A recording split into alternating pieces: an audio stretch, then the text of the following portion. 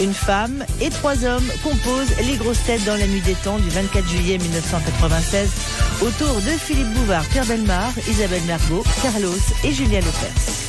Question de Mademoiselle Corberan. Qu'est-ce qu'on appelle la gentilité? Ça n'a rien à voir avec gentil. Ça dépend de l'acception que... La niaiserie un peu. Est-ce que ça a un rapport avec la C'était les la gentils, courtoisie, c'est-à-dire courtoisie. Non. c'est les gentils, c'est-à-dire ceux qui ne sont pas convertis à la religion. Exactement. Donc la gentilité, C'est d'être extérieur à cette Être athée. religion. C'est un athée? c'est un nom collectif qui Oui. désigne Des athées? L'ensemble des gentils. Bon, donc, l'ensemble des nations païennes, des gens qui ne croient pas au Dieu chrétien. Bonne réponse de Pierre Bellemare.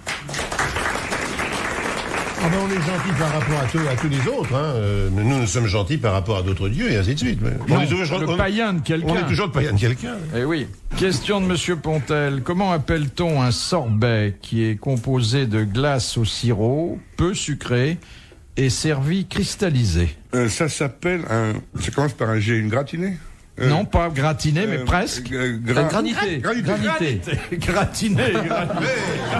C'est un anagramme. Granité. Bonne réponse de Carlos et de Julien Lepers. Un granité. Et ça fait souvent office de trou normand, hein. Oui. On le Ça fait- sert au milieu du repas. Pour bouffer les graisses, soi-disant, pour repartir. horrible, ça. Avec du calvados, quelquefois, on fait ça. De Monsieur Marmont. Tiens, j'ai une histoire d'un type qui boit, vous connaissez? Oui. C'est un mec qui a déjà fait quelques bistrots. Et il arrive, j'ai un petit blanc, Maurice. Sur le petit blanc, il tremble un peu. Le travail. Un petit blanc, Maurice, tu m'exactes. Il en laisse tomber un petit peu. Par terre, il y a une petite souris qui est dans un trou, qui regarde là, elle voit le blanc qui tombe, elle sort, elle se tape le blanc, puis elle rentre dans le trou, elle est contente, elle a trouvé un mec sympa, hop, il en prend un autre, paf, ça tombe, la petite souris, elle se dit, bon, c'est un bon client, elle boit un coup, elle se fout dans son revers de pantalon, elle regarde, elle attend. Le mec part dans d'autres bars, et... Bonjour Albert. Que ça? J'ai un petit blanc, tiens, c'est... J'ai grandi un peu. Là, il en tape, il en laisse tomber, la souris se régale, je raconte pas. Au bout de 400 bars, la souris est pétée, et le mec aussi. Il va pour rentrer chez lui, il a une grande place, et il chante, vous n'aurez pas, vous n'aurez pas, la petite souris, tout, vous n'aurez pas. À ce moment, il y a une fenêtre qui s'ouvre, il y a un mec qui dit, oh, ta gueule, groupie. Tu sais, hein, je suis en train de chanter à la République, ta gueule, je te dis. Vous n'aurez pas, et la petite souris, mais tu vas fermer ta gueule, vous n'aurez pas, mais tu vas fermer ta gueule, je descends, moi, je vais te casser la tronche, et vas-y, ça. Et je vais t'en mettre plein la gueule. Et la souris le regarde, il fait, et amène ton chat!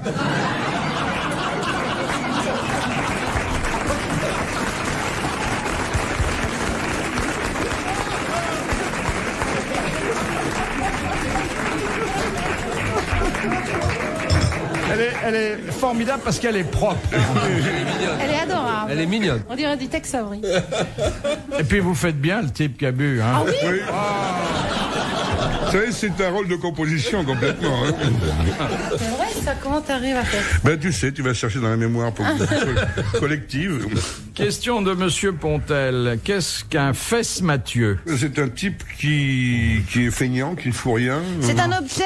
Non, c'est la définition d'une personne. Oui, c'est vrai. Exactement. C'est pas très agréable, quoi, pour lui. Alors, ça ne se dit plus beaucoup. Un idiot. Et vous trouvez ça dans de nombreuses pièces classiques. Je suis un feignant, moi. C'est plutôt un lâche, plutôt. Non, c'est Non. pas, non, c'est pas un Je dirais qu'il est dégonflé. dérangé. C'est un Moi, je dirais qu'il est dérangé. dérangé, non. C'est un des principaux griefs que les femmes peuvent faire, mais sous un autre vocable. Un aux radin? hommes. Un radin? Oui, exactement. Ah, Fesse-Mathieu, c'est un Ce sont des usuriers, des avares, des radins. Ah, les c'est ça. fesse-Mathieu. Ah. Bonne réponse d'Isabelle Mergo.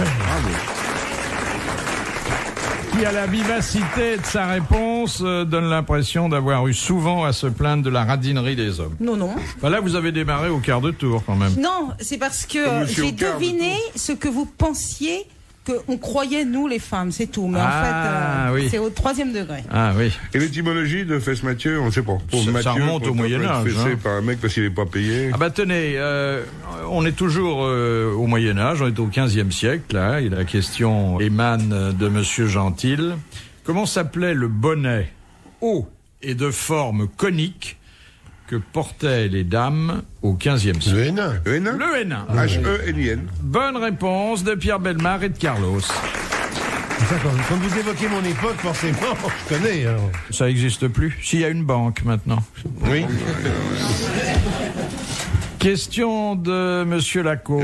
Lyotard qui en porte aussi un, on appelle les nains Lyotard. Dans quel cas peut-on entrer dans un théâtre qui affiche relâche et assister quand même à un spectacle? Quand c'est le titre du spectacle, Alors, qu'est-ce que c'était que- Relâche. Oui, mais quel était ce spectacle, c'est vrai? qui s'appelait Relâche. Oui, mais attendez, il y en a qu'un.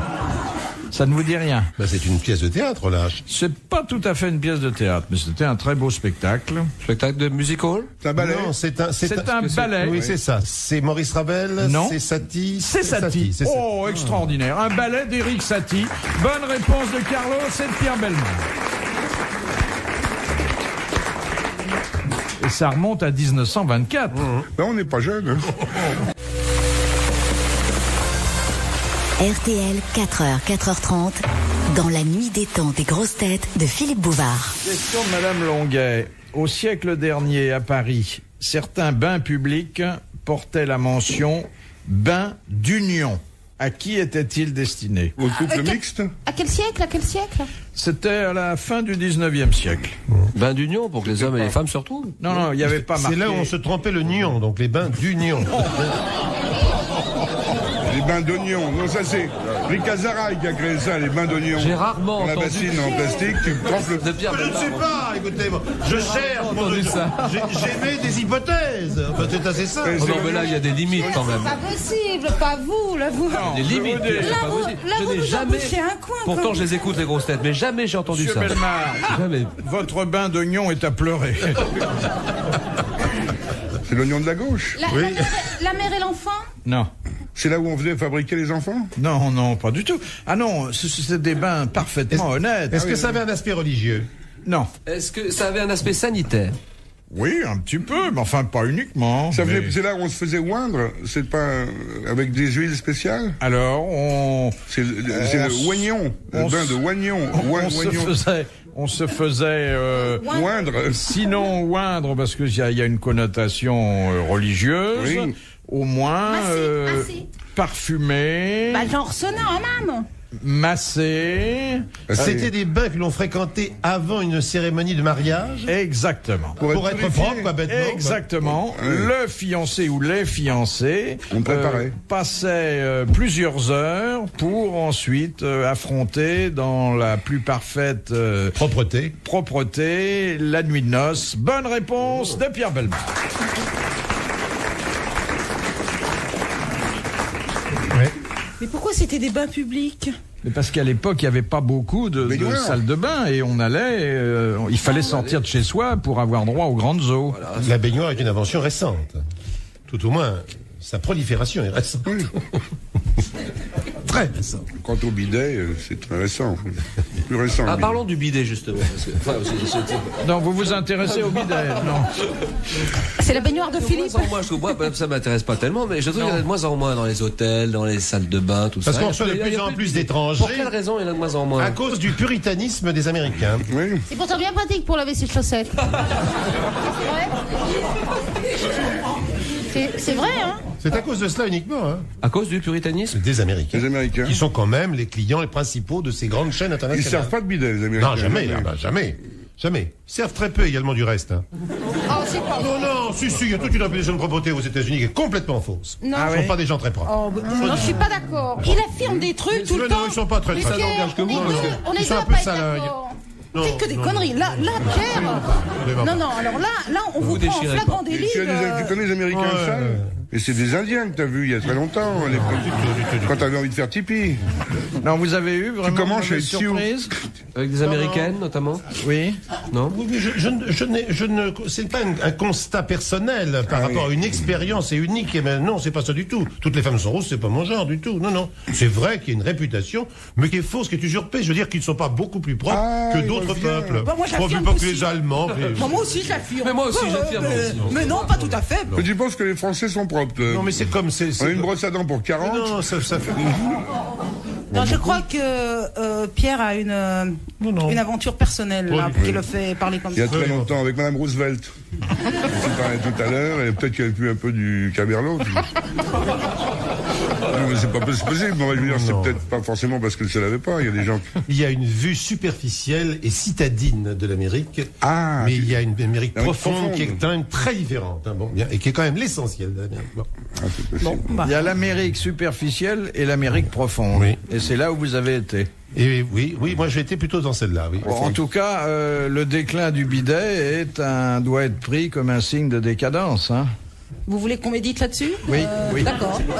C'est-à-dire Oui, que je pense que ça peut être pris comme une décadence. Non, attendez, il y a quand même un seul pays qui a vraiment mené jusqu'au bout la politique du bidet. Faut le dire. C'est l'Italie.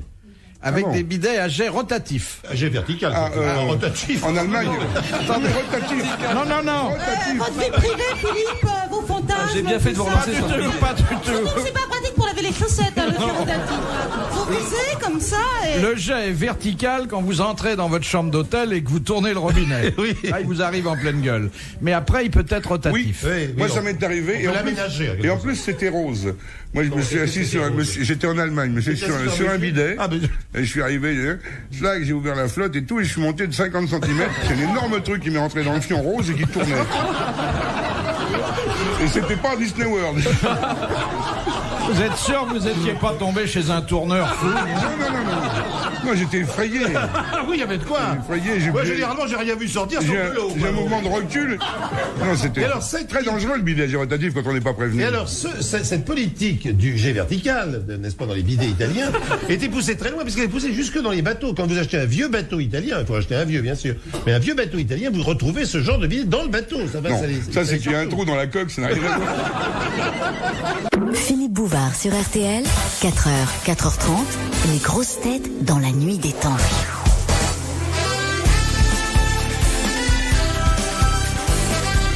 Suite et fin des grosses têtes dans la nuit des temps du 24 juillet 1996 autour de Philippe Bouvard, Pierre Bellemare, Isabelle Mergo, Carlos et Julien Lepers. J'ai bien fait de vous poser une question innocente sur les bidets. Non, alors il y a une autre chose également qui est très peu connue du grand public. C'est que c'est interdit maintenant. Autrefois, les bidets faisaient eau, si j'ose dire, par l'intérieur de la gorge qui entourait le bidet. Hein, c'est-à-dire que l'eau se déversait comme ça. Il n'y avait pas de robinet. Voilà. C'est interdit maintenant parce qu'on sait que se niche là-dedans des tas de saloperies et que donc c'est dangereux pour l'hygiène. Oui, il y a des acariens. Mais autrefois, c'était comme des ça. Acariens. Or, à cette époque-là, où il y avait donc simplement de petits robinets à l'extrémité. Oui, faites-nous le bidet. Hein, il y avait ça. C'est bien le bidet. Eh bien, on s'asseyait toujours à l'envers. La plupart des gens s'asseyaient à l'envers. C'est vrai. C'est-à-dire de dos au mur et au robinet, alors qu'il faut s'installer à cheval sur un robinet. Ah bah oui. Mais les robinets, vous les mettez où? Dada, pas sur un robinet, sur un bidet. Vous avez été à cheval sur un robinet. Non, mais 5 secondes de retard dans le temps. Le public Ça va. Non, mais écoutez, franchement. C'est un lapsus freudien. Vous avez dit à cheval sur le robinet. Mais non.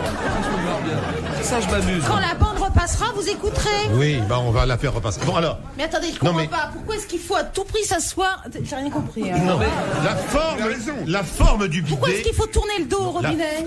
Non, il faut être de face.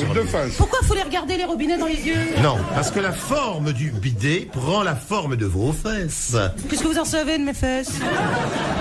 Vous avez peut-être des fesses en forme de bidet, mais les miennes sont pas. Moi j'ai des fesses en forme mais de. Mais elles sont un peu plus épaisses que l'extrémité de vos genoux, vous voyez ce que je veux dire, quand même. Bon. Voilà. Non, bon, et alors, il faut regarder il faut le rien robinet. regarder, il faut être dans le bon sens, c'est tout. C'est comme le suppositoire. Faut pas le prendre par la pointe, mais de l'autre côté. Moi, je mets la boîte entière.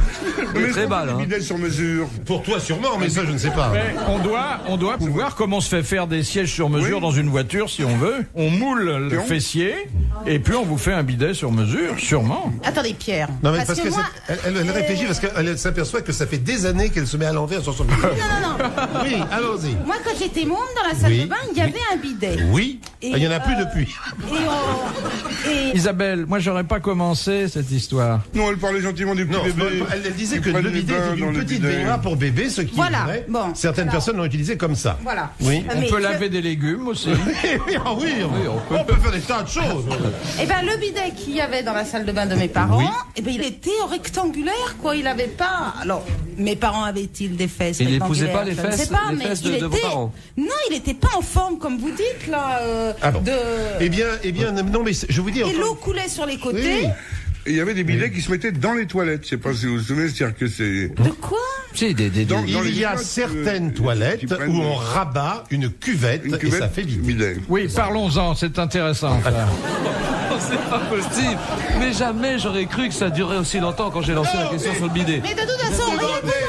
Je Rien vous vous sors toute la empêche. documentation, qu'est-ce que vous voulez? J'ai un catalogue complet. Le catalogue du bidet qui est très célèbre, 152 pages. Et avez-vous connu le bidet hypocrite qui était caché Oui. et qui... On sortait avec un levier comme ça. Exactement. Oui, en rotation. Oui, Oui, tout oui. à fait. Tout à fait. Sous la baignoire, il était généralement. Et on ouvrait et hop, ça se dégageait. Ça se passe, il y en a aussi dans les salons des restaurants. Dans les salons, oui. Dans les cabinets particuliers. Cabinet particulier. Oui, Parce que Ah, ça, c'est... c'était des cabinets. Ça, c'est pas très pour laver les particuliers, légumes, hein. même. Mais pourquoi il le cachait comme ça, le bidet? Parce qu'il y a des personnes qui venaient dans ces salons, pas forcément pour faire ça. Vous voyez ce que je veux dire? Donc, il ne fallait pas qu'il soit pour évident. dîner, venez Voilà. pour dîner à deux, et puis après, éventuellement, j'avais du bidet, j'en avais très chaud. Voilà, Mais j'espère que Monsieur Lepers est suffisamment informé. Je crois qu'il a une documentation complète. Je lui laisserai de toute façon mes coordonnées. Merci Pierre. Mais moi, je crois qu'on se sert pas du bidet de la même façon, hein. Parce que moi, je lavais mes affaires dans le bidet. Et je lavais ma Oui, poupée mais quand c'est j'étais pas petite. fait pour ça. Hein. Les cheveux aussi. Oh, c'est pas fait pour ça. Vous croyez que c'est fait pour être dans les salons, les bidets aussi? Non, mais le but du bidet n'est pas celui-là. Alors donc, également, rendez-vous après l'émission pour vous Oui, parce expliquer que là, quand toutes les même. fonctions Ouais. de cet appareil. Oui. Il y en avait aussi avec broyeur. Ça, c'est une autre histoire. C'est averti qu'ils faisaient. Question de Madame Varin. Qui fit plus de 100 victimes en Auvergne à la fin du XVIIIe siècle? Le loup. La bête du Gévaudan. Gévaudan. La bête du Gévaudan. Bonne réponse de Pierre Bellemare et de Carlos. En fait, c'était un loup. C'était un loup. C'était un loup. Pourquoi Gévaudan? Parce que c'est la région. C'est la dans région laquelle, du Gévaudan. ah oui. C'est pas un dentiste. Hein. La bête de Gévaudan.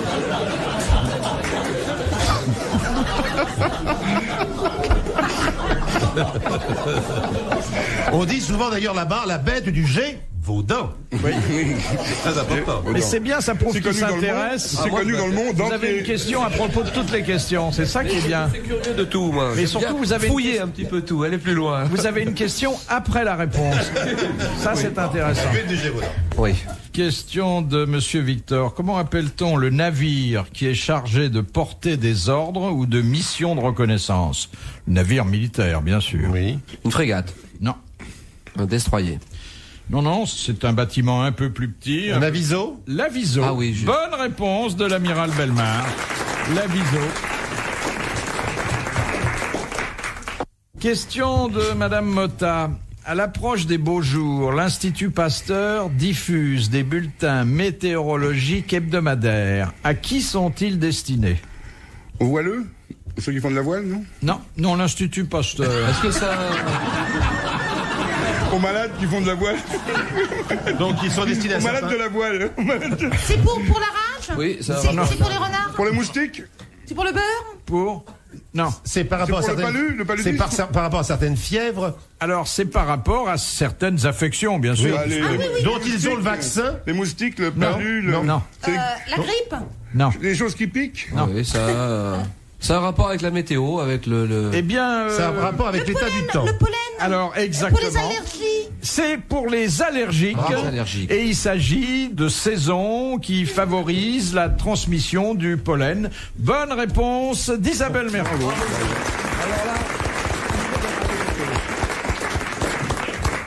Le pollen sert à identifier les choses et à les dater. Ah oui? Oui. Ça m'aurait étonné qu'il ait pas rajouté un petit truc là-dessus. Par exemple, dans le Saint-Suaire, on a Attendez. analysé le Saint-Suaire et on connaît son parcours par les pollens qu'on a trouvés dedans. Il y a une différence énorme entre Julien et Pierre. C'est que Julien, il demande ce qui se passe réellement une fois qu'on a répondu. Vous, cher monsieur Bellemare, vous apportez un complément d'information oui, inestimable. Oui, je vous remercie. On devrait Oui, lui filer 1000 balles à chaque fois en plus. Mais j'espère que ça arrivera un jour. Qu'est-ce que vous voulez? Alors, le pollen, J'ai fini, je reviens plus. Si, alors... Non, alors, question sur le Saint-Suaire. Moi, je voudrais en savoir plus sur le Saint-Suaire. Ah oui. oui, mais il n'est pas à l'ordre du jour. hein. Retrouvez les grosses têtes dans la nuit des temps sur RTL.fr.